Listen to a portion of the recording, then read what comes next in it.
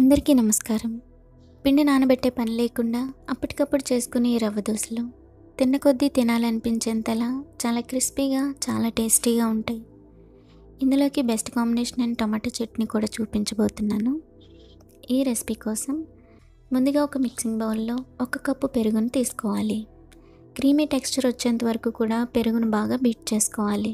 ఇందులోనే మనం ఏ కప్పుతో అయితే పెరుగు తీసుకున్నామో అదే కప్పుతో 1 కప్పు బొంబాయి రవ్వ, 1/4 కప్పు బియ్యం పిండి, 1 టేబుల్ స్పూన్ ఉప్పు కూడా వేసుకుని 1/2 లీటర్ వాటర్ యాడ్ చేసుకుంటూ ఉండలు లేకుండా బాగా మిక్స్ చేసుకోవాలి. చాలామందికి దోశలు అనేవి విరిగిపోతూ లేదా పచ్చి పచ్చిగా ఉండిపోతూ పాన్కి అంటుకుపోతూ ఉంటాయి కదా. నేను చెప్పే ఈ ఖచ్చితమైన కొలతలు టిప్స్తో చేస్తే పర్ఫెక్ట్ రవ్వ దోశను ఎంజాయ్ చేయొచ్చు. ఇప్పుడు ఇందులో 1/4 కప్పు మైదాను వేసుకోవాలి. మైదా అనేది ఆప్షనల్ అండి. వేస్తే కనుక బజ్జీల టేస్ట్తో చాలా టేస్టీగా ఉంటుంది. నచ్చకపోతే స్కిప్ చేసేయండి.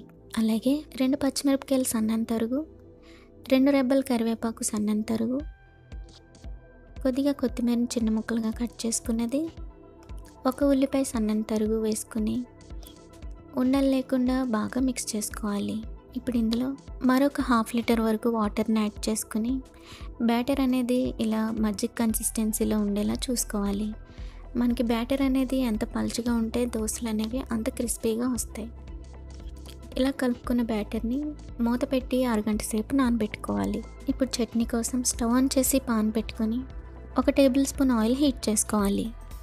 ఆయిల్ బాగా హీట్ అయిన తర్వాత 5 నుంచి 6 పచ్చిమిరపకాయలను వేసుకుని 3 పెద్ద సైజు టమాటాలను చిన్న ముక్కలుగా కట్ చేసుకునేవి వేసుకోవాలి. ఇందులోనే 1 టీ స్పూన్ ఉప్పు కూడా వేసుకుని బాగా కలిపి 2-3 నిమిషాల పాటు బాగా మగ్గించుకోవాలి. టమాటాల నుంచి వాటర్ వస్తున్నప్పుడు ముక్కలు కొద్దిగా మెత్తబడిన తర్వాత 1 ఇంచ్ అల్లం ముక్క, 1 చిన్న కొత్తిమీర కట్టిన చిన్న ముక్కలుగా కట్ చేసుకున్నది వేసుకొని ఒకసారి బాగా కలిపి మూత పెట్టి 10 నిమిషాల వరకు మగ్గించుకోవాలి. టమాటాలు బాగా మెత్తగా అయ్యి స్కిన్ సెపరేట్ అవుతున్నప్పుడు స్టవ్ ఆఫ్ చేసి చల్లారి పెట్టుకోవాలి. ఇప్పుడు ఒక మిక్సీ జార్ తీసుకొని ముందుగా చల్లారిపోయి టమాటా ముక్కలను వేసుకోవాలి.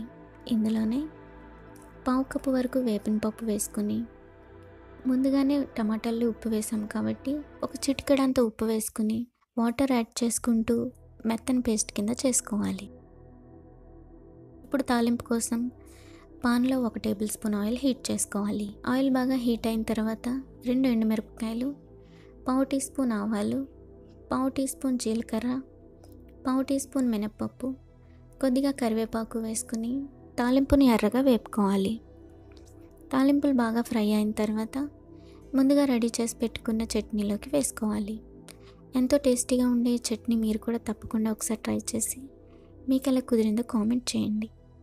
ఇప్పుడు దోశల కోసం స్టవ్ ఆన్ చేసి పాన్ పెట్టుకుని పాన్ని బాగా హీట్ చేసుకోవాలి. ఇప్పుడు కొద్దిగా ఆయిల్ వేసి ఉల్లిపాయతో మొత్తం పాన్ అంతా కూడా బాగా స్ప్రెడ్ చేసుకోవాలి. ఇలా చేయడం వల్ల దోశలు అనేవి పాన్కి అంటుకుపోకుండా బాగా వస్తాయి. మనం దోశలు వేసేటప్పుడు ఎప్పుడైనా సరే బ్యాటర్ని ఇలా కలుపుకుంటూ మాత్రమే వేసుకోవాలి. లేదంటే రవ్వ అంతా కిందకు ఉండిపోయి ఓన్లీ వాటర్ ఒకటే పైకి తేలుతూ ఉంటుంది. పెనం బాగా వేడైన తర్వాత బ్యాటర్ని పాన్ మీద వేసుకొని మొత్తం పాన్ అంతా కూడా స్ప్రెడ్ చేసుకోవాలి. మనం వేసిన వెంటనే దోశలు ఇలా కన్నాలు కింద వస్తేనే బ్యాటర్ కన్సిస్టెన్సీ పర్ఫెక్ట్గా ఉందని అర్థం. దోశ కొద్దిగా కాలిన తర్వాత చుట్టూరా ఇలా ఆయిల్ని కూడా వేసుకోవాలి.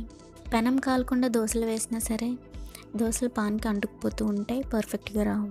పాన్ని ఒకచోటే ఉంచేయకుండా మొత్తం చివర్లంతా కూడా బాగా మంట తగిలేలా అన్ని సైడ్స్కి తిప్పుకుంటూ దోశను కాల్చుకోవాలి. ఇలా అన్ని సైడ్స్ కాలిన తర్వాత దోశ మనకి చుట్టూరా ఇలా క్రిస్పీగా రెడ్గా మారుతుంది. ఇప్పుడు దోశని చివర్ల నుంచి తీస్తూ మరొక సైడ్కి ఫ్లిప్ చేసుకోవాలి. ఇలాగే 2 పక్కల కూడా దోశ కాలిన తర్వాత మధ్యలోకి ఫోల్డ్ చేసుకుని ప్లేట్లోకి తీసి చట్నీతో సర్వ్ చేసుకోవడమే. ఎంతో టేస్టీగా ఉండే ఈ రవ్వ దోశలను మీరు కూడా ఒకసారి తప్పకుండా ట్రై చేసి మీకు ఎలా కుదిరిందో కామెంట్ చేయండి. అలాగే మిగిలిన బ్యాటర్ని కూడా కలుపుకుంటూ దోశల పాన్ వేడైన తర్వాత వేసుకోవాలి. కొద్దిగా దోశ కాలిన తర్వాత చుట్టూరా ఆయిల్ని వేసుకుని ఒక సైడ్ మొత్తం దోశ బాగా ఎర్రగా కాలిన తర్వాత మరొక సైడ్కి ఫ్లిప్ చేసుకుని 2 వైపులా కూడా కాలిన తర్వాత ప్లేట్లోకి తీసి సర్వ్ చేసుకోవడమే. ఈ వీడియో కనుక మీకు నచ్చితే వీడియో తప్పకుండా లైక్ చేయండి. మరిన్ని సింపుల్ అండ్ టేస్టీ రెసిపీస్ కోసం మన ఛానల్కి సబ్స్క్రైబ్ చేసుకోండి. Thanks for watching.